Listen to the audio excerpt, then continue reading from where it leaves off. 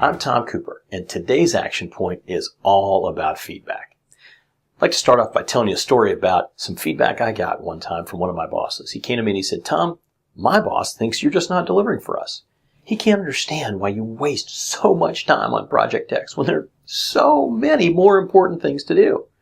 He's pretty unhappy with you. Well, it was October.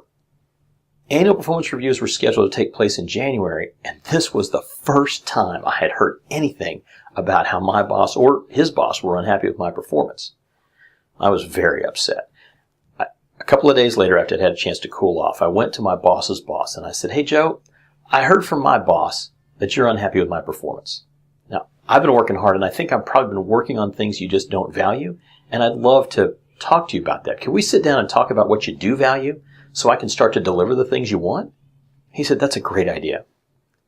Unfortunately, he never made the time for a follow-up discussion.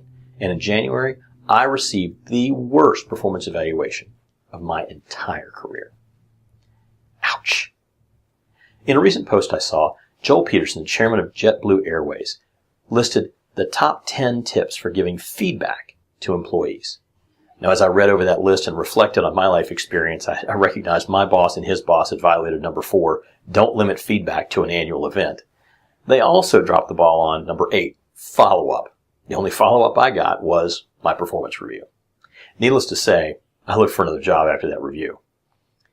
So, how can we begin to give good feedback? What's actionable about this? Well, here today's action point gives you 2 specific things you can do right now.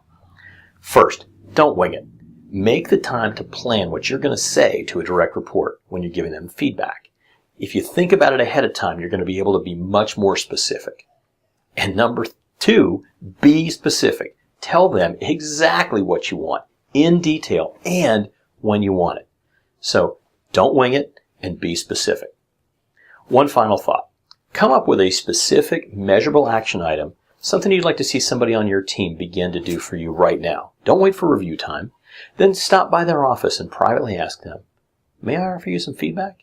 If they say yes, tell them exactly what you want. Then email me and tell me how it went. You can reach me at tom@brighthillgroup.com. And that's today's action point.